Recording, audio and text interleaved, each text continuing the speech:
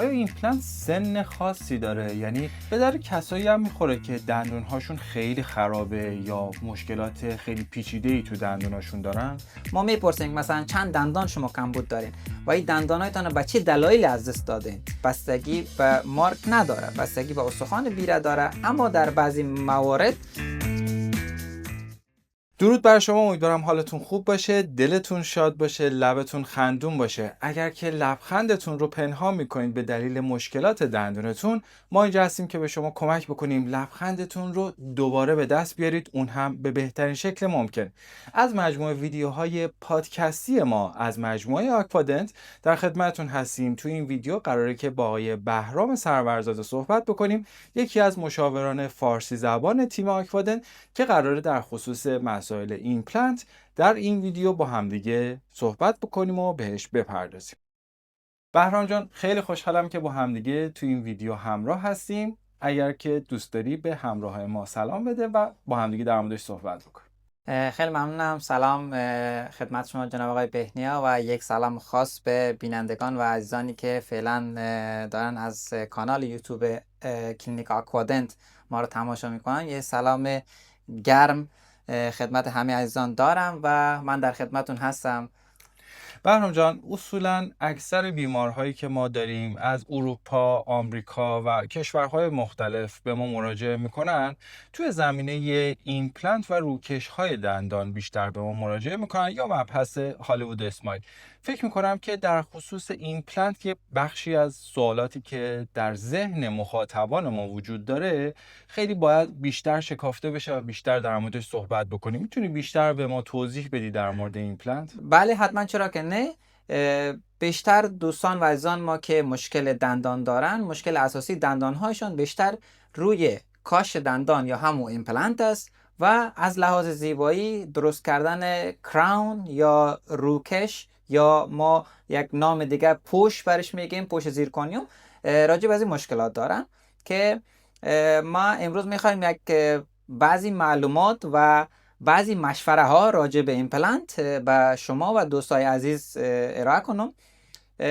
خود ایمپلنت به معنی ازی هست که زمانی که یک شخص یا مریض دندان نداشته باشه یا یکی از قسمت های دندانایش بخواد بکشه و دندان کاشت کنه، ما اونجا در قسمت خالیگاه دندان در لثه یا بیره ما ایمپلنت پیشنهاد میکنیم که انجام بدن، چون کاشت دندان با ایمپلنت صورت میگیره. بهرام جان، اصولا پس ایمپلنت برای کسایی خوبه که یک دندون یا چند تا دندون رو ندارن. به درد کسایی هم میخوره که دندونهاشون خیلی خرابه یا مشکلات خیلی پیچیده‌ای تو دندوناشون دارن؟ این بستگی به ریشه دندان داره. هرگاه ریشه دندان سالم باشه و دندان یک دیواره یا یک قسمتی از دندان سالم باشه، ما هیچ وقت پیشنهاد نمیکنیم که او دندان کشیده شود. ما تا حد امکان سعی میکنیم که او دندان نجات بدیم و او دندان نکشیم. اما اگر از لحاظ ریشه و دیواره دندان مشکل داشته باشه، ما مجبور هستیم او دندان بکشیم و به جایش ایمپلنت انجام بدیم.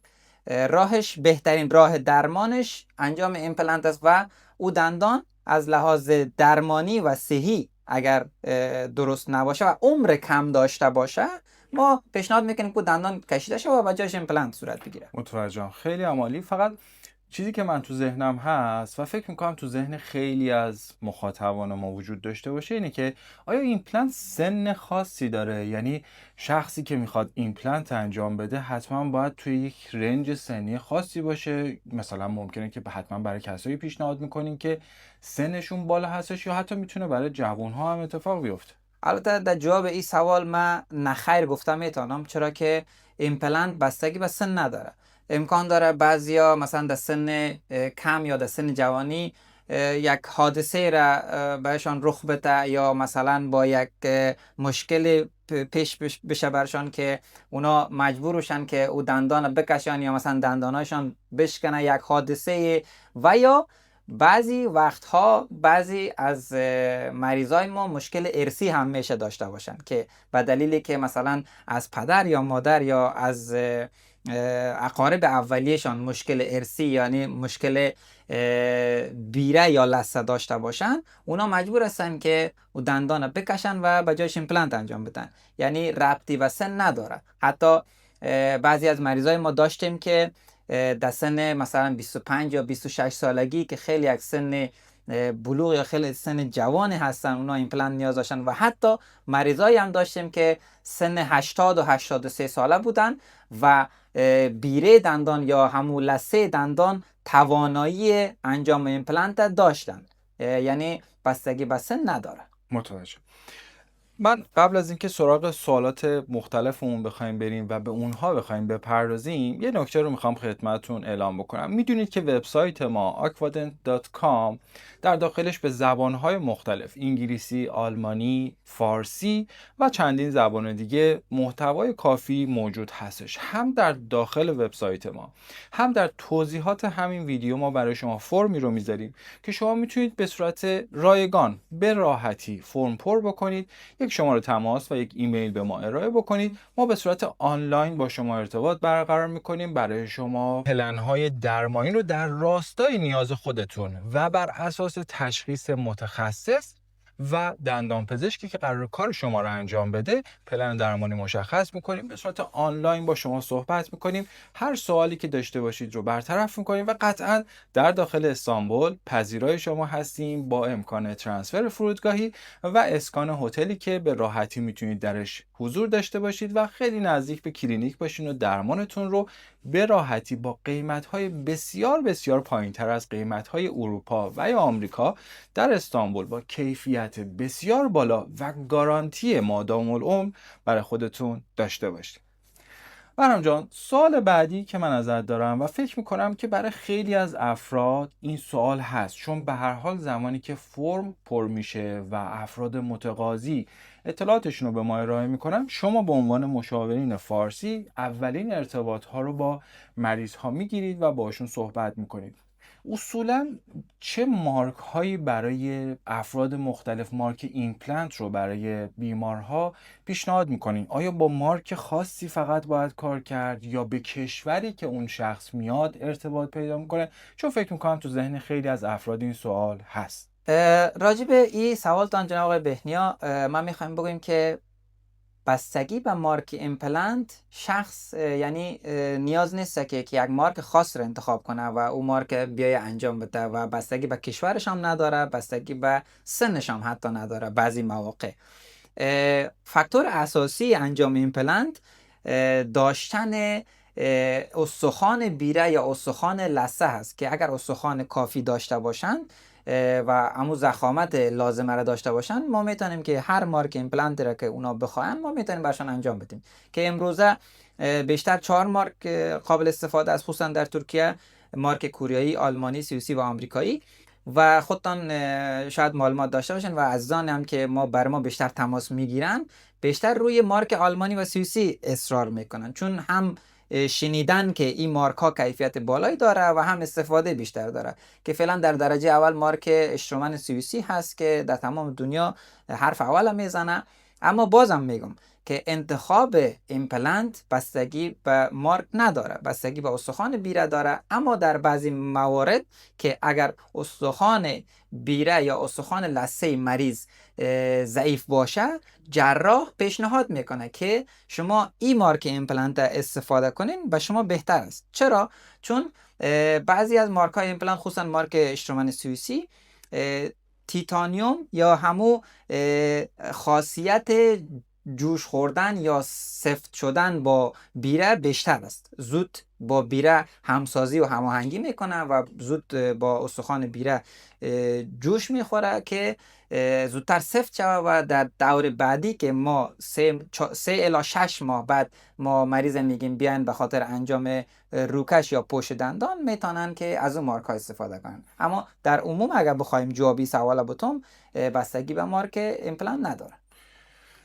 یکی از عنوان‌هایی که ما همیشه در کلینیک زمانی که حضور پیدا می‌کنید در مجموعه ما و حتی در تماس‌های صوتی و تصویری که با همدیگه داریم صحبت می‌کنیم اینه که ما در کلینیک آکوادنت در استانبول ترکیه فروشنده ایمپلنت نیستیم. این خیلی نکته مهمیه، به این موضوع خیلی خیلی دقت کنید. ما فروشنده ایمپلنت نیستیم، ما برای شما درمان دندان رو انجام میدیم.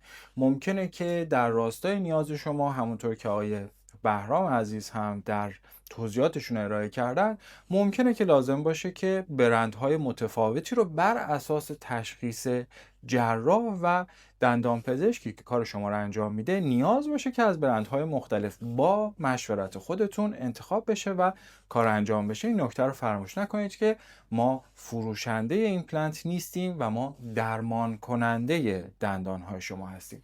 برام جان، من این سوالی که فکر میکنم باز هم تو ذهن مخاطبین ما وجود داشته باشه اینه که آیا پلن‌های درمانی، برنامه‌های درمانی که ما مشخص میکنیم برای بیمارانمون رو شما انجام میدید یا متخصص، جراح، دندانپزشک؟ این چجوری اتفاق میفته؟ خب 100% پلنی که ما به مریض میخوایم ارائه کنیم بدون تایید دندانپزشک و جراح اصلا قابل امکان نیست. درست است که ما در این زمینه تجربه کافی دریافت کردیم. مثلا من خودم بیشتر از 3 یا 4 سال میشه که در زمینه مشاوره‌دهی در دندان پزشکی تجربه دارم و با دیدن عکس ایکس ری مریض یا همون عکس رادیولوژیش من میتونم تشخیص بدم که مثلا چی چیزهای نیاز هست و حدوداً مثلا 80% من میتونم بگویم که چی چیزها نیاز دارن، اما 100% که باید تایید و تشریح دندانپزشک و جراح در پلان مریض 100% حتمی است و ما بدون تایید و پلانی که دندانپزشک و جراح میده ما اصلا حقی را به خود نمیدیم که به مریض خود ما پلان بدیم. وقتی که مریض عکس ایکس ری یا عکس دندانایشان بر ما میفرستن، ما به جراح و دندانپزشک عکسایشان رو میفرستیم. اونا نظر به همین عکس ایکس ری و عکسایی که اینا میفرستن پلان دکتر و جراح به ما میتن و ما همون پلان بر مریض ما تشریحات لازمه رو برشان میدیم. پس در این راستا برام جان، من سوالی که دارم اینه که برای اینکه ما بتونیم به یکی از بیمارهامون، اشخاصی که علاقه‌مند هستن که کار درمان رو داشته باشن، بخوایم بهشون اطلاعات کافی رو ارائه بکنیم، چه چیزایی لازم ازشون دریافت بکنیم بعد از اینکه فرم پر کردن، چه از طریق تبلیغات ما، چه از طریق وبسایت ما؟ شما چه چیزایی ازشون میخواین که بتونیم باشون ارتباط بهتری داشته باشیم؟ ما همیشه اولی را میپرسیم که مثلا فعلا در دهانشان مشکل دندانشون اول چی است؟ آیا به ایمپلنت نیاز دارن؟ آیا دیگه مشکل دارن؟ خب مشکل اساسی بیشتر همون کاشت دندان یا ایمپلنت هست. ما میپرسیم مثلا چند دندان شما کمبود دارین و این دندانایتان به چه دلایلی از دست دادین و آیا مثلا دلیل از دست دادن دندانتان آیا مثلا نظافتتان بوده، آیا استفاده مثلا دخانیات مثل سیگرت یا الکل بوده، آیا مثلا ارثی بوده این دندان را از دست دادن یا کدام حادثه بر شما پیش شده که دندان را از دست دادین. اولی سوالات رو میپرسیم که چند دندان کمبود دارین و بعدا میپرسیم که مثلا سنشان چند سال هست، مثلا آیا استفاده سیگرت و الکل دارن یا خیر، چون سیگرت و الکل خیلی نقش اساسی در از دست دادن دندان داره و همچنان ازشان باید بپرسیم که با چه داروهای یا دواهای حساسیت یا آلرژی دارن، چون اگر مریضای ما که مثلا به پنسیلین یا بعضی دواهای دیگه مثلا حساسیت داشته باشن، بعد از انجام این پلنت اونا دکتر یا اسیستانت آنتیبیوتیک یا ما به فارسی بگوییم چرک خشککن برشان میتیم. به بعضی از داروها این آنتیبیوتیک یک حساسیت خاص داره که اون مریض نباید استفاده کنه و این خیلی یک سوال مهمی است که باید از مریض پرسیده شده که با چه داروهایی یا با چه چیزهای حساسیت یا آلرژی داره. و همچنان داروهایی که مثلا متواتر به خاطر بعضی مریضای دیگه که استفاده میکنن، مثلا مریضای داریم که قند دارن، مریضای دارن که فشار خون دارن، از اونها باید پرسیده شود که فشار خون یا قند دارن یا داروی متواتر هست که روزانه شما استفاده میکنین. این معلومات ما از مریض میگیریم و بعدا برشان میتونیم یک پلان درمانی خوب تر برشان بدیم. خیلی عالی. فکر میکنم که آخرین سوالی باشه که بخوام ازت بپرسم، چون به هر حال این ویدیوها ادامه دار خواهد بود و در ویدیوهای بعدی قطعا ما به همه قسمت ها خواهیم پرداخت، ولی اصولا فکر میکنم که افراد ممکنه اینجوری فکر بکنن که اگر که من ایمپلنت رو انجام بدم اون جای خالی دندونم پر میشه و تمام مشکل من برطرف میشه و همین و بس. آیا واقعا اون ایمپلنت جای خالی رو پر میکنه یا چیز دیگه ای هم بعدش اتفاق میفته؟ البته انجام ایمپلنت دو مرحله ای است جناب آقای بهنیا. بعضیا اسم ایمپلنت پیچ هم میذارن که در مرحله اول میاین مریض های ما همون پیچ یا ایمپلنت برشان گذاشته میشه داخل بیره و این پیچ یا ایمپلنت باید حداقل 3 الی 6 ماه نظر به مشاوره جراح و دندان پزشک باید داخل بیره باشه. یعنی در مرحله اول همون کراون یا روکش یا پوش روی دندان نمیآید، چون باید این ایمپلنت داخل بیره حداقل 3 الی 6 ماه باشه که با استخوان بیره یک جا جوش بخوره، سفت و محکم شوه که در مرحله بعدی که تشریف میارن مریضای ما، در اون مرحله ما میتونیم کراون یا دندانشون روی ایمپلنت ما بشونیم. بسیار عالی. پس همونطور که متوجه شدین توی این ویدیو در خصوص ایمپلنت صحبت کردیم. در اصل میشه گفت خیلی خودمونی بخوایم بگیم زیر ساخت کار رو با ایمپلنت میتونیم انجام بدیم. برای روی کار و چیزی که دیده میشه در اصل تاج دندان یا کراون که در زبان انگلیسی گفته میشه، نیاز هستش که مفصلا صحبت بکنیم. قطعا در ویدیوهای بعدی به این موضوع خواهیم پرداخت. فراموش نکنید که کانال رو سابسکرایب بکنید. اگر ویدیو رو پسندیدید حتما لایکش بکنید، برای ما کامنت بنویسید، ما به همه کامنت ها جواب میدیم و فراموش نکنید که برای اینکه بتونید مشاوره رایگان از ما دریافت کنید فقط نیاز هستش که یک فرم رو پر بکنید که در توضیحات همین ویدیو برای شما موجود هست و میتونید با ما در ارتباط باشید. فرام جان خیلی ممنونم. حتما در ویدیوهای بعدی بیشتر و بیشتر با هم صحبت میکنیم و امیدوارم که باز هم در این مجموعه ویدیوهای پادکستی با هم دیگه همراه باشیم. تشکر از شما هم و عزیزانی که نیاز به درمان دندان دارن، کلینیک آکوادنت در خدمتشان هست و ما در خدمت همگی هستیم. فقط نیاز است که روی فرم کلیک کنن یا روی وبسایت، بقیه کار و بقیه مشاوره با ما.